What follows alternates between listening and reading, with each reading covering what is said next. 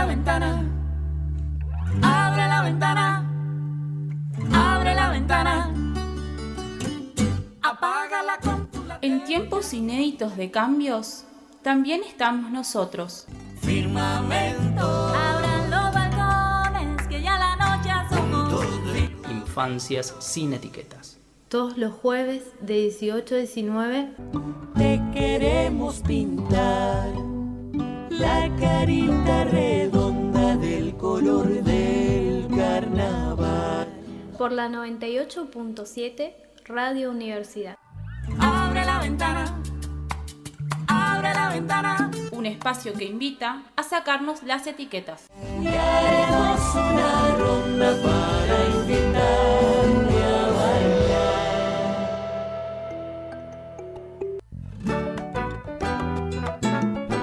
Muy buena tardecita y bienvenidos a una cuarta edición de Infancias sin Etiquetas, un espacio para la promoción de los derechos en las infancias y las adolescencias. Bueno, el chistecito me va a empezar a salir un poquitito peor conforme sigamos avanzando. Yo calculo que al 11º programa ya me va a estar costando un poquitito más, pero bueno, por lo pronto, cuarta edición. La semana pasada establecimos un diálogo con el secretario de Investigación de la Facultad de Humanidades y Ciencias Sociales de la UNAM y siguiendo en esta tónica, esta semana vamos a hablar de La Rivada, que es la revista de publicación y difusión de la misma oficina, la oficina de investigación, la Secretaría, de Investigación de la Facultad de Humanidades. También entraremos algo más en profundo sobre qué es hacer extensión universitaria y cuál es un poco el trabajo en campo que se lleva adelante, mejor dicho, desde la Secretaría de Extensión de la misma facultad. Y por último, una propuesta que integra la filosofía a las infancias, pero se la dejo picando. Vamos a ir viendo más adelante un poco qué queremos decir con esto, porque filosofía, dicho así, en cualquier contexto, se antoja como algo un poquitito denso, así que bueno, ya iremos desglosando un poquitito esta temática, pero vamos con algo de música. Vamos a escuchar una canción que a mí personalmente me parece muy bonita, La Perla, Calle 13, featuring Rubén Blades y La Chilinga. Escuchábamos entonces a 3 artistas en una misma canción. Primero Calle 13 llevando la batuta, seguido de el por entonces, es un lindo dato curioso, Rubén Blades, ministro de Cultura de Panamá. Por eso en la canción inclusive lo dice, termina la tarea, se retira el ministro de Cultura en ese momento de Panamá. Y La Chilinga también acompañando en una canción que...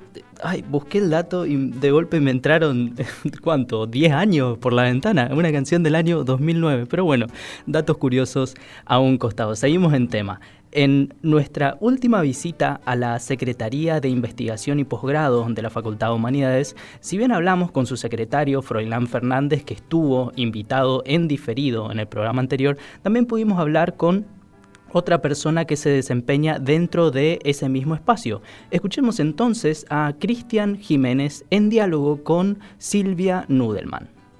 Bueno, estamos aquí con el licenciado Cristian Jiménez, integrante del equipo de la Secretaría de Investigación y Posgrado de la Facultad de Humanidades y Ciencias Sociales y uno de los responsables del área difusión. ¿Cómo estás? Buen día. ¿Ya? ¿Cómo están? Gracias por la invitación. Bueno, ¿qué nos puedes contar de este aspecto tan importante que es la difusión de los trabajos de investigación? Como mencionabas, aquí en la Secretaría de Investigación y Posgrado de la Facultad de Humanidades, junto a la colega Marina Casales, nos encargamos, entre otras actividades, de promover, difundir, hacer un poco más visibles la producción de los trabajos y proyectos de investigación, a su vez también las actividades vinculadas a nuestras carreras de posgrado de la facultad. Es un universo que se expande un poco más porque eso a la vez implica también convocatorias que tienen que ver con posibles campos de trabajo de los graduados, de los investigadores, y obviamente la formación continua en lo que implica posgrado.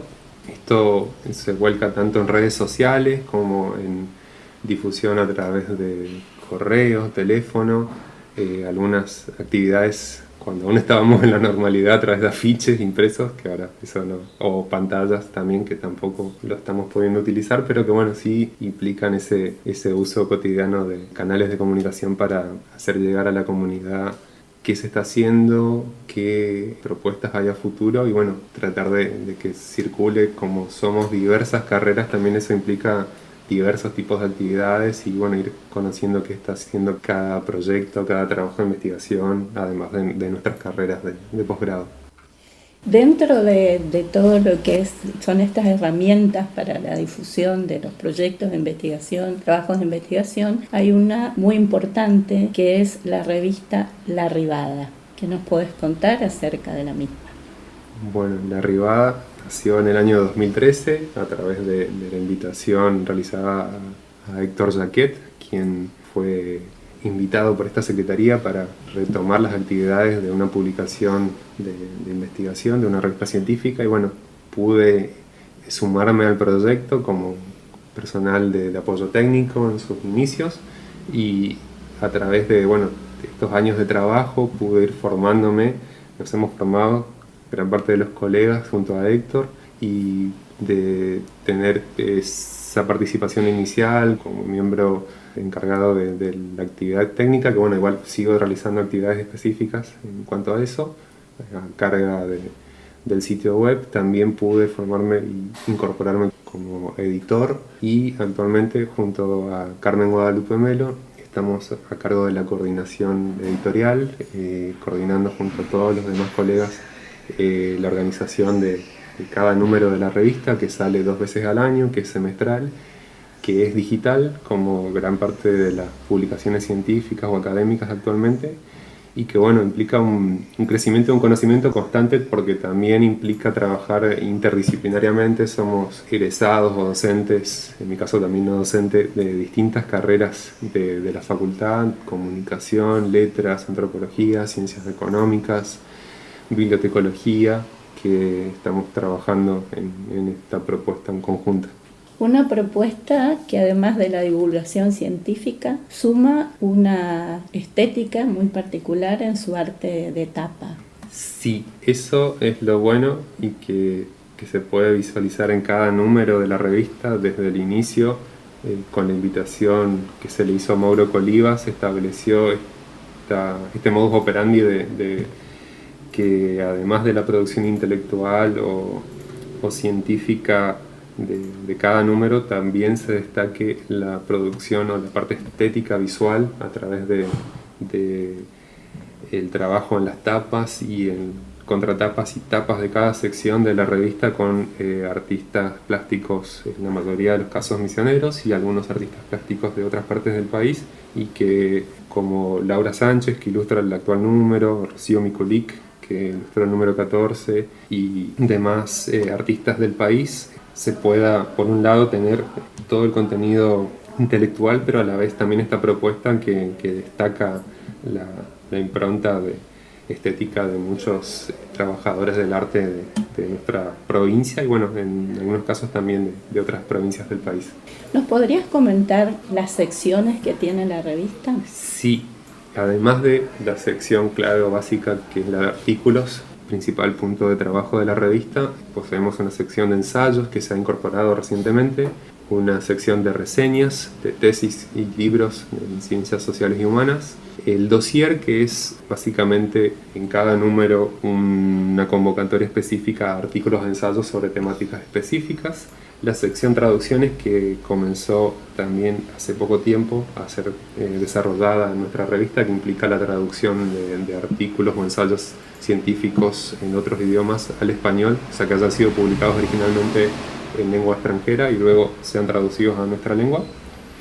Y tenemos 2 secciones un poco más libres, entre comillas, podríamos decir, que son la sección homenaje, que se encarga de destacar la obra de artistas y científicos de nuestra región, y la sección En Foco, que se encarga de trabajos audiovisuales, ya sea en fotografía o en videos. Esas serían las secciones. Cabe destacar que el circuito científico del cual participa la Rivada implica, en el caso de los artículos y ensayos, la evaluación por referatos, el sistema de doble ciego en el cual cada material es evaluado por evaluadores o científicos que son especialistas en el campo del material que se recibe, que no saben quién es su par evaluador y tampoco saben quiénes son los autores. Por eso es el sistema de doble ciego, y que implica ese sistema de rigurosidad para que no haya de por medio ninguna cuestión que escape a lo meramente académico-científico, y que se pueda trabajar con la mayor profesionalidad posible en cuanto al seguimiento de los trabajos. Esta es una revista que está disponible, nos decías, online. Exacto, estamos en el sitio www.larrivada.com.ar. Próximamente migraremos a un sitio con terminación .nam.edu.ar por nuestra pertenencia institucional, que eso también implica que podamos seguir ampliando nuestro espectro de alcance en cuanto a lo que es el circuito de revistas científicas, y que justamente implica por un lado una difusión o una parte de promoción del capital humano que posee nuestra unidad académica, pero que también implica un trabajo hacia afuera con autores, evaluadores y cientistas sociales y humanos de otras instituciones. Y la virtualidad permite eso. Ya desde antes de la pandemia, el OJS, los sistemas de cosecha de datos, todas estas nuevas dinámicas de las publicaciones científicas ya vienen direccionadas hacia esta posibilidad de que artículos nuestros puedan ser consultados en cualquier parte del mundo y que sean visibles en la búsqueda sobre determinadas temáticas o campos o áreas de aplicación. Otra herramienta que se ha potenciado en estos tiempos es el canal de YouTube de la Secretaría, ¿no? Sí. De Investigación. Sí, tuvimos con la situación de la pandemia la posibilidad de que se expanda un poco más el canal de YouTube a través de las distintas actividades que se hicieron obligatoriamente online, como fueron conferencias, presentaciones de libros, y esto permite que llegue a mucha más gente una actividad, una charla, una presentación de libro que antes era solamente en nuestro Zoom o en nuestra aula de posgrado. Tiene un pequeño mayor alcance con gente, incluso egresados o colegas que están en otras partes de la Argentina y de la región, y a la vez permite ese registro de ese material que se está realizando, ya sea en vivo, como en muchos casos tuvimos algunas transmisiones, o también grabaciones de clases o actividades que se suben al canal. Y que queda como un repositorio muy interesante, ¿no? De quien en su momento no pudo acceder sincrónicamente, como decimos ahora, sí. Pero quedan en el canal disponible todo este material que es muy interesante para la formación tanto de los investigadores como la formación de grado y posgrado, ¿no? Exacto. Bueno, Cristian, te agradecemos mucho tu tiempo. Gracias a vos, a la licenciada Marina Casales también, por toda la tarea tan importante que es la difusión, esto de hacer visible para la comunidad académica y la comunidad en general nuestros trabajos de investigación y el aporte que significan, ¿no? Gracias, chicos.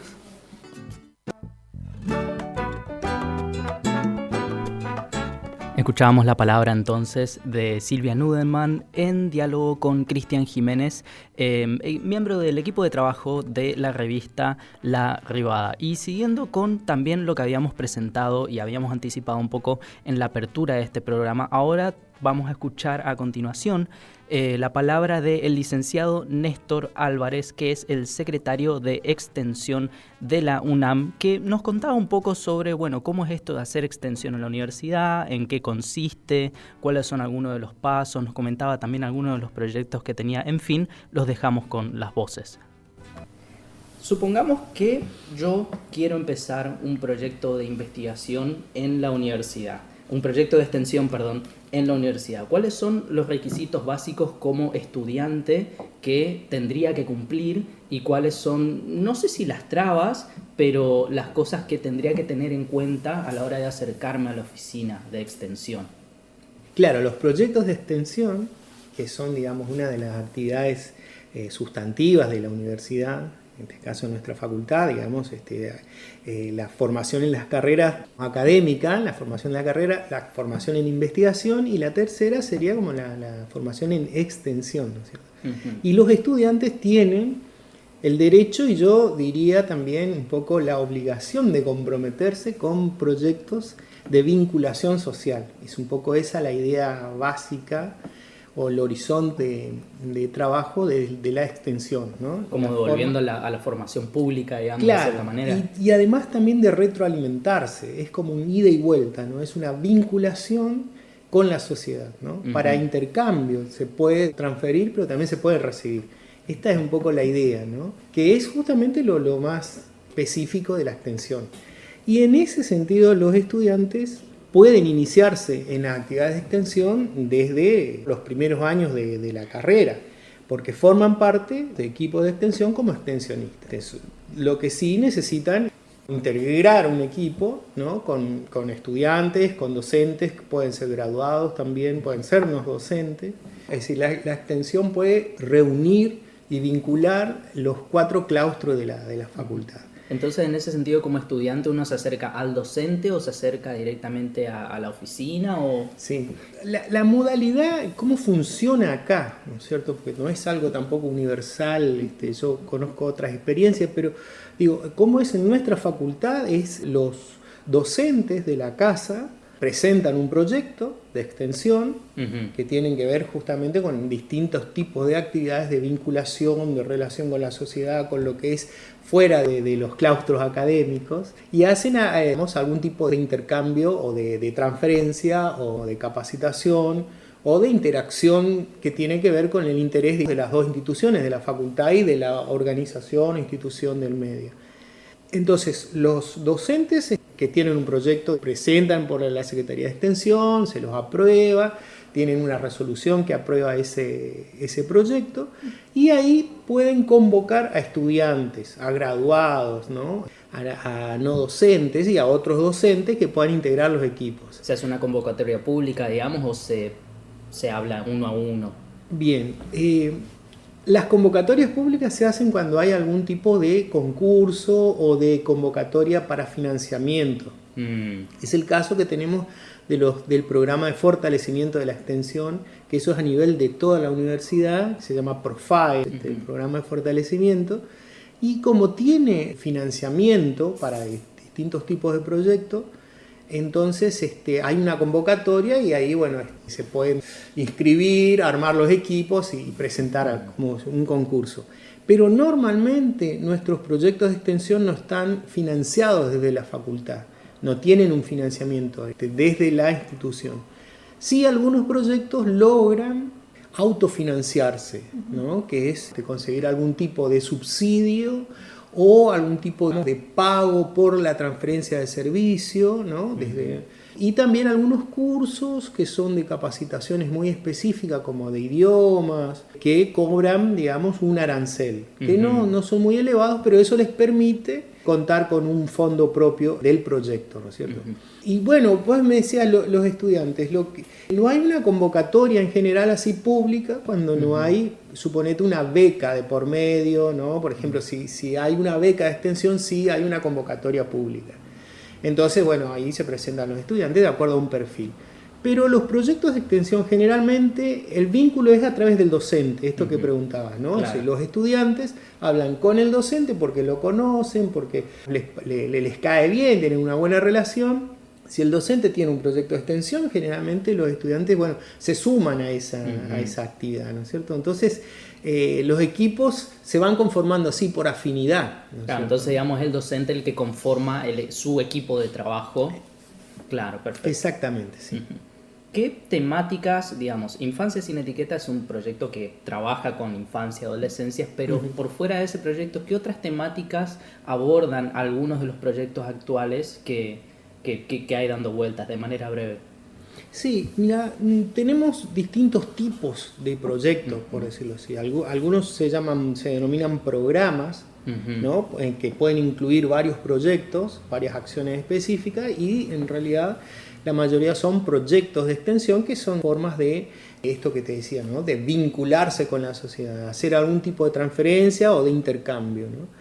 Lo que en este contexto de pandemia, en este contexto de virtualidad, en donde todas las acciones que podíamos hacer con el resto de la sociedad, con la municipalidad, con ONG, con ministerios del gobierno, que incluso se viajaba al interior, etcétera, porque también tenemos sedes en el interior, ¿no? Sedes de la facultad, se redujeron al mínimo, ¿no? Como no hay interacción, no se puede. Ahora se está liberando un poco, pero igual está muy restringido lo que son las interacciones personales.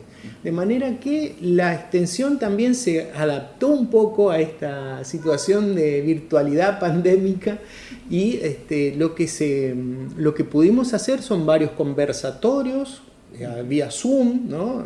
También se dan cursos de capacitación, algunos son arancelados, otros son gratuitos, ¿no?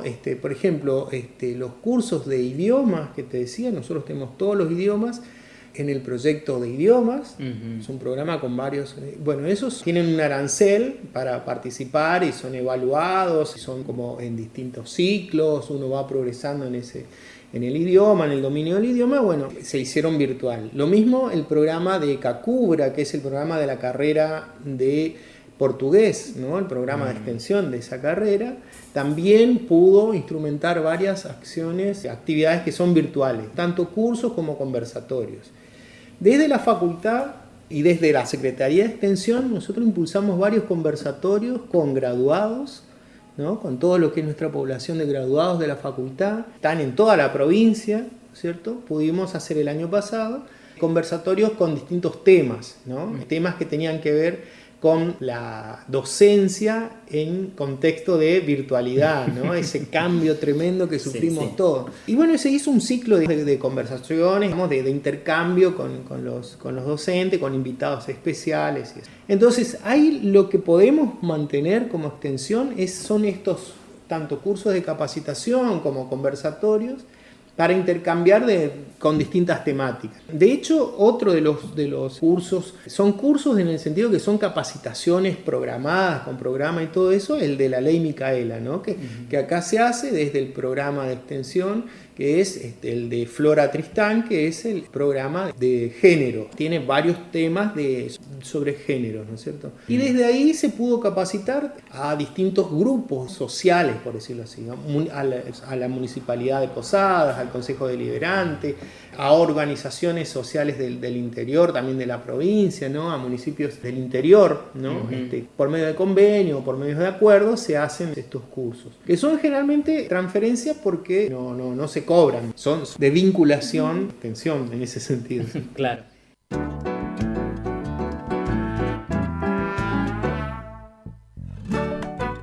Escuchábamos entonces la voz del licenciado Néstor Álvarez, que nos comentaba un poco sobre cómo es hacer extensión en la universidad, cuáles son algunos de los pasos a seguir y algunas de las consideraciones a tener también. Antes de seguir, igual me parece importante repetir el mismo comentario que hicimos después de hablar con Froilán Fernández de qué es la transferencia, y en este caso también elaborar respecto de qué es la transferencia y la vinculación.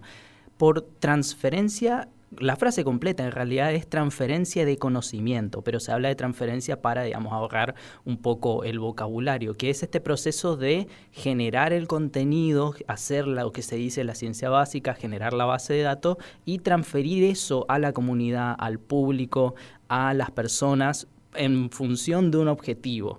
Esto es una transferencia como un proceso unidireccional. Lo que nos comenta Néstor Álvarez es un proceso de vinculación que nos habla de, en vez de ir desde un polo que posee el conocimiento hacia una afuera en la comunidad que se apropia de ese conocimiento, toma a la comunidad como otro polo que también maneja sus propios códigos, su propia información, su propio conocimiento, y se busca establecer entonces un intercambio desde el área de la extensión universitaria con este otro polo, con este otro público, con esta otra comunidad que, si bien se va a apropiar de ese conocimiento que trae la universidad, también va a intercambiar, va a vincularse con la universidad en una relación, podemos hablar de una cierta simbiosis.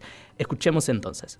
Por ahí por la importancia, ¿no?, que puede dar ese proyecto a la sociedad en sí, por lo que usted nombraba, ¿no? Acercar esto un poco de la universidad a esa gente, a esas personas que por ahí no tuvieron, vamos a decir así, la oportunidad de hacerlo, ¿no? Entonces, me parece muy interesante lo que usted acaba de decir y de poder difundir ese tipo de trabajo y ese tipo de proyectos.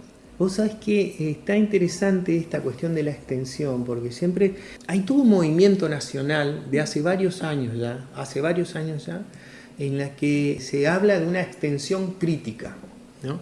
Es decir, le agregan el término, y que es un concepto político del tema, de extensión crítica, para desvincularse, como para diferenciarse de lo que es la extensión como transferencia o como articulación o como si fuese un brazo de la universidad que se extiende para relacionarse con la población. Ese es el sentido clásico, ¿no?, de la extensión universitaria. Pero en esta extensión crítica lo que se busca es la idea de vincular y de interactuar, de que la transferencia sea de ida y vuelta, ¿no es cierto? Que podamos nosotros recibir también y reconocer que estamos recibiendo del medio, tanto de las organizaciones como de los ciudadanos comunes, que también la universidad está recibiendo conocimientos, cultura, ¿no?, actividades, y se está enriqueciendo lo mismo que la universidad tiene que también devolver, por decirlo así, parte de eso que recibe. Entonces, en este sentido es que nosotros en esta última etapa, en estos últimos 3 años, empezamos a desarrollar una actividad que le llamamos talleres de verano, así se llamó, que no pudimos hacerlo el año pasado, digamos, en el contexto de pandemia no pudo. Pero digamos, esos talleres de verano lo iniciábamos en diciembre, enero y febrero, que es cuando no tenemos clases, y traíamos docentes y también idóneos, por decirlo así, artesanos o artistas locales, y también docentes nuestros y docentes de otro lugar. Bueno, armábamos distintos tipos de talleres y lo abríamos a la comunidad, que es gratuitos, y podíamos certificar y pudimos financiar parte de esas actividades. Por ejemplo, trayendo los materiales que necesitábamos, ¿no? Eran talleres, por ejemplo, de pintura, de dibujo, de danza, de teatro, de ajedrez hicimos también.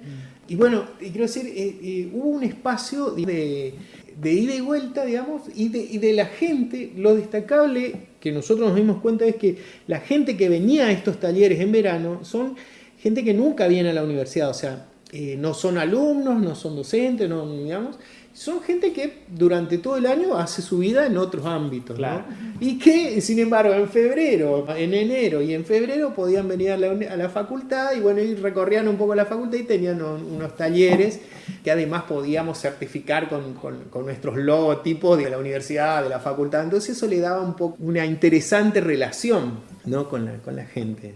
Me parece también que este tipo, lo vuelvo a decir, que hay que difundirlo, ¿no? Porque uno piensa, yo hablo como estudiante, que uno ve la Secretaría de Extensión, ¿no? Y pasa todos los días, ve que hay gente acá trabajando y como que da esa idea de que es sumamente administrativo, que se hace cosas ahí adentro, y sin embargo, ahora en esta entrevista con usted nos podemos dar cuenta de que hay un trabajo laborioso detrás que acerca un sinfín de oportunidades a la comunidad, ¿no? Claro, y en ese sentido, ya que estamos, digamos, recogiendo un poco ese comentario, no sé si nos puede comentar un poco cómo está compuesta concretamente esta secretaría, cuál es la gente que trabaja acá y cómo es que trabajan, digamos, día a día. Bien, sí, justamente, en base a esto que comentabas recién. Este es la oficina de la Secretaría de Extensión y sería como la base de operaciones. Efectivamente, acá se hacen todas las tareas que son más bien de tipo administrativas, ¿no es cierto? Es decir, recibimos las notas, armamos los proyectos, evaluamos los proyectos, elaboramos los certificados que después se firman, distribuimos a los participantes. También acá se elaboran y se firman los convenios que hacemos con otras instituciones, ¿no? Convenios de intercambio, convenios de... por ejemplo, tenemos convenios con ministerios de la provincia, con la municipalidad, con municipalidades del interior, ¿no? que son proyectos, son convenios que permiten realizar actividades de investigación, de extensión y también carreras, ¿no? con las sedes en el interior. Es decir, esta sí es una base administrativa, ¿no? de la extensión. Nosotros, por ejemplo, ya en aquella punta tenemos 2 computadoras que están dedicadas a la comunicación institucional. Y ahí tenemos la página y todas las redes sociales que están vinculadas oficialmente a la Facultad de Humanidades. Son elaboradas acá, son pensadas acá y se arman, ¿no? acá. Siempre falta reforzar los equipos de trabajo, pero específicamente el de comunicación, que es, digamos, hoy en día, y sobre todo en pandemia, es central la comunicación. Bueno, nosotros tenemos nuestro equipo de comunicación institucional que está en extensión y que produce toda la comunicación institucional desde acá, ¿no es cierto? Y bueno, esto que te decía, evaluamos los proyectos, los recepcionamos, certificamos, bueno. Es decir, eso se hace acá. Nosotros entonces tenemos un despacho de extensión, tenemos el área de comunicación, tenemos el área de convenios y pasantías. Las pasantías estudiantiles también se hacen acá. Nosotros elaboramos esos contratos de pasantía, hacemos los convenios, articulamos con los docentes y con los estudiantes, ¿no? Tenemos una dirección de postítulos docentes también, que los postítulos docentes son para docentes de la primaria, del nivel primario y secundario, ¿no es cierto? También puede ser, digamos, terciarios, pero fundamentalmente que es una capacitación que se hace a los docentes de toda la provincia. Eso se administra y se genera desde la Secretaría de Extensión para diferenciarse de lo que es la Secretaría Académica, que es la que rige las carreras oficiales, ¿no? La licenciatura, los profesorados y también las carreras de posgrado. Escuchábamos entonces la voz del licenciado Néstor Álvarez contándonos un poco sobre cómo es esto de este concepto de la extensión crítica en diálogo, bueno, en parte conmigo y también con Nani Verón, que nos dio una mano para llevar adelante esa entrevista. Pero vamos a ir con algo de música, vamos a ir con una canción de Gustavo Cerati, Me quedo aquí, y después seguimos adentrándonos en este tema que es, bueno, la infancia y la filosofía.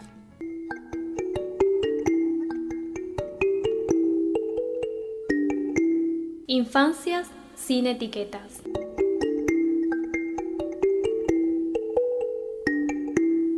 Escuchábamos entonces en la voz de un Gustavo Cerati ya solista la canción titulada Me quedo aquí. Bueno, entrando ya en esta temática que habíamos anticipado en la apertura, otra temática que el equipo de Infancias sin Etiquetas ha venido explorando a lo largo de sus años es el nexo entre la filosofía y las infancias, que quizá podría parecer raro pensarlo así, a priori o de prepo. Digamos, uno dice filosofía y piensa René Descartes, Derrida, Sartre, Aristóteles y toda esa ronfla, y por otra parte decís infancias o niños, y no sé, yo por lo menos en Bopa Escondida, treparme un níspero, es como raro conciliar un poco esas dos ideas, pero ¿cómo empezar a hacer esta aproximación? Bueno, en términos algo más concretos hay que partir de una base que podría ser desde qué lugar entramos a una u otra cosa, si desde la filosofía hacia la infancia o desde la infancia hacia la filosofía. Lo primero que podemos decir entonces es que la filosofía como tal busca plantearse preguntas sobre todo. Y cuando les digo todo, me refiero a absolutamente todo. Inclusive existen los primeros filósofos naturales antes de Sócrates y Platón en el siglo V a.C. en Atenas, llamados así por buscar la respuesta o el origen del todo, del cosmos, en la naturaleza, es decir, buscar el origen en lo externo, en el afuera. Y esto va desde algunos filósofos que postulan el aire, el agua, la humedad, las piedras como origen del cosmos, etc. Conforme el tiempo siguió moviéndose hacia adelante, los objetos sobre los que establecer estas preguntas y los objetivos perseguidos a través de estos interrogantes fueron sucediéndose y cambiando. Entonces, bueno, entendiendo que la infancia y la llamada niñez, así entre comillas, como objetos de estudio o realidades, no existieron desde siempre, y este es un tema más que interesante, pero para otro programa, en algún punto la filosofía establece un vínculo con estas realidades. En este sentido, cuando hacemos hincapié en la pregunta es un arte, es una tarea esencial que básicamente va a confrontar con el mundo o el contexto donde está el niño. Es decir, va a confrontar con las ideas de escuela, de familia, de valores, en el contexto social o en la esfera social y en el mundo en la cual está inserto, el micromundo.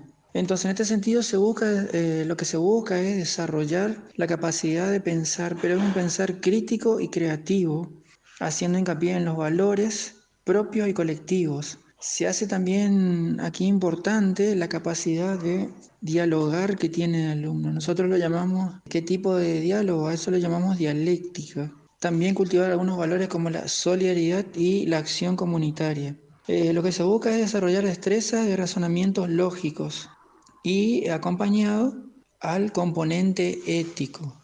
Como dije anteriormente, el tema de los valores o el cultivo de los valores en cuanto al factor ético, que es la reflexión sobre la conducta del ser humano en el contexto relativo, cultural, en la cual hay una aceptación, un rechazo a una conducta o a lo bueno y lo malo.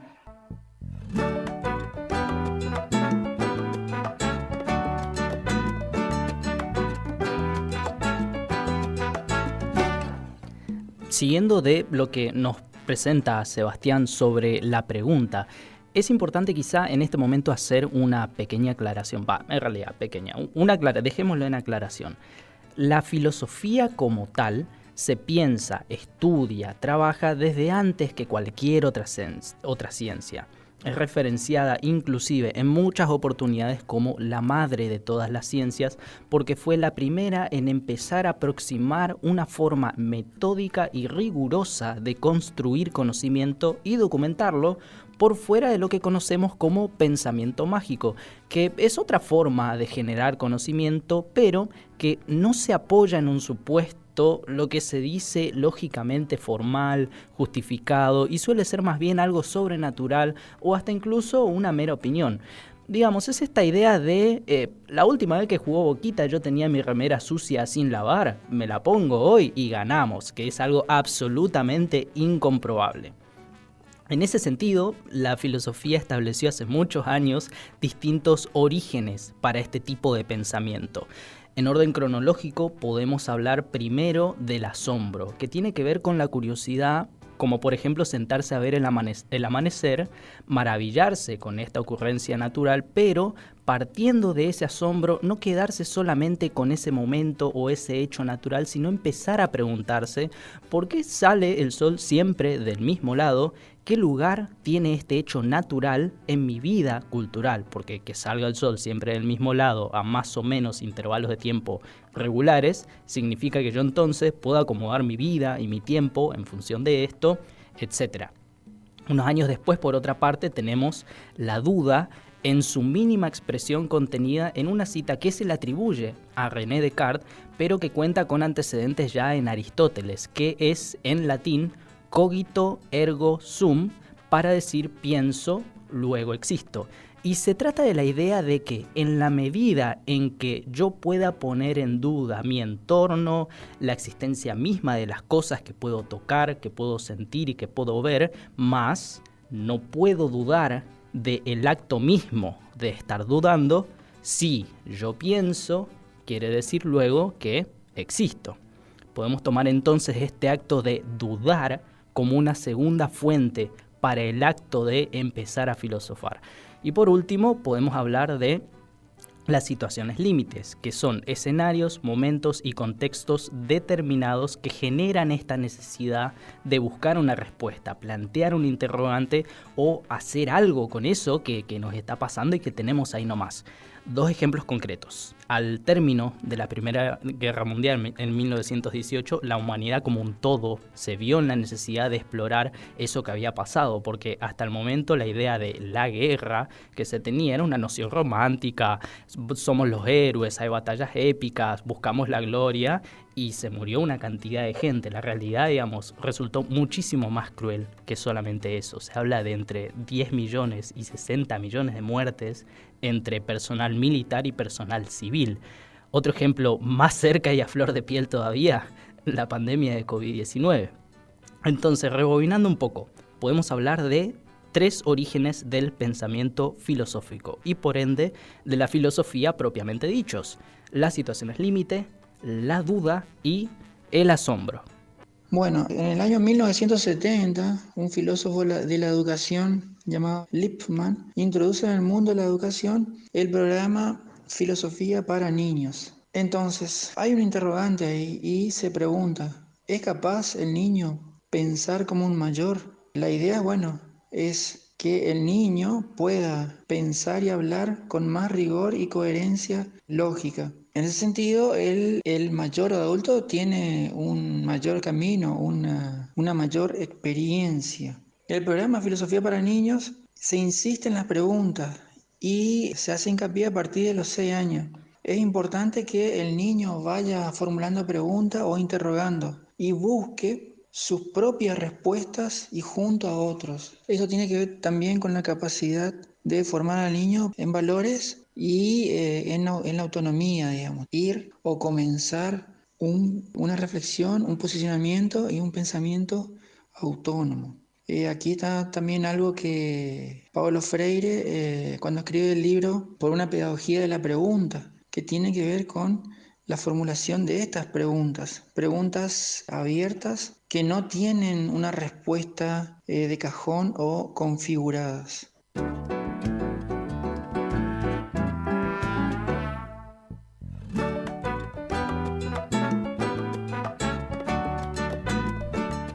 Escuchábamos la voz entonces de Sebastián Rybinski, profesor de filosofía, integrante del proyecto de investigación de Infancias sin Etiquetas. Pero ahondemos inclusive un poquitito más. Desde Infancias sin Etiquetas venimos promoviendo el dar la palabra a los niños, pero con todo lo que el acto de dar la palabra implica. Porque bien sabemos que no se trata solamente de andar por la vida con un micrófono en la mano, apuntárselo a algo o a alguien y ¡pum!, tiene la palabra. No es así de fácil. Se trata también, aparte de eso, de generar las condiciones para la escucha, para poder abrir el diálogo, porque en definitiva, cuando hablamos de diálogo, hablamos de comunicación. Y si decimos comunicación, también decimos poner en común.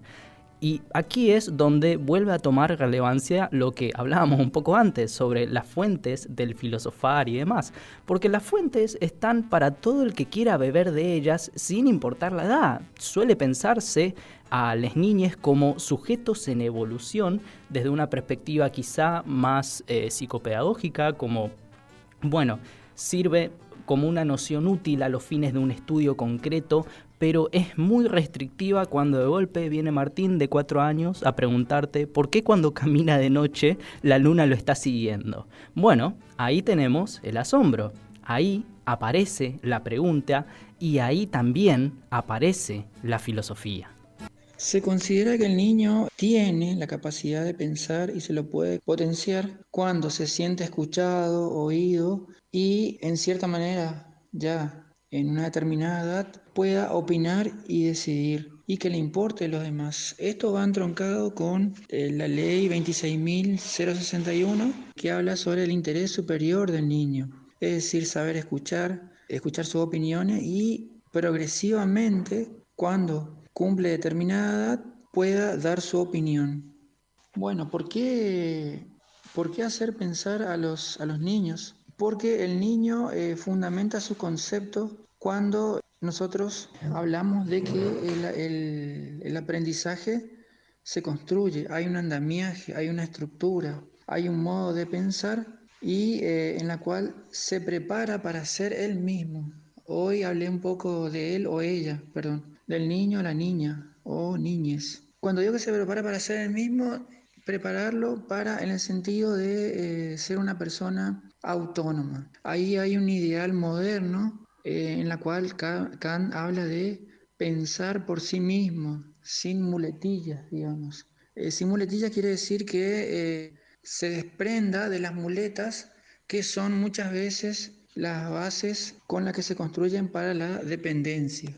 Desde este punto de vista tenemos que ver o parar las antenas, los intereses de los niños y qué necesidades tienen. Aquí cobra un papel fundamental o poner en balanza no solo la capacidad racional o de razonar, sino también equilibrar la afectividad. Un método que aparece mucho es el método socrático. Sócrates nos enseña el método de la mayéutica, es decir, el que nosotros como docentes, como mediadores, Sócrates tenía una concepción que decía que él decía, mi mamá era partera de bebés, yo soy partero de ideas. Ser parteros para dar a luz ideas, es decir, el arte de ayudar a parir ideas. Sintéticamente, el método Filosofía para Niños parte de una hipótesis en la cual el razonamiento del niño, desde que usa el lenguaje, es igual al adulto, pero radica en la experiencia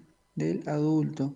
¿Desde dónde razonamos? Nosotros desde un punto de vista, ¿no? Razonamos desde el contexto socioeconómico, sociopolítico, socioeducacional. Y ese niño tiene una experiencia, tiene una vivencia, tiene un lenguaje y un modo de expresión. Entonces desde ahí se razona.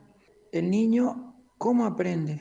Aprende significativamente, pero también contextualizadamente, es decir, significativamente en relación al contexto donde está. Así que bueno, quiero mandar un saludo al equipo de Infancias Sin Etiquetas y felicitarles por el programa radial y como siempre a disposición y les mando un abrazo grande.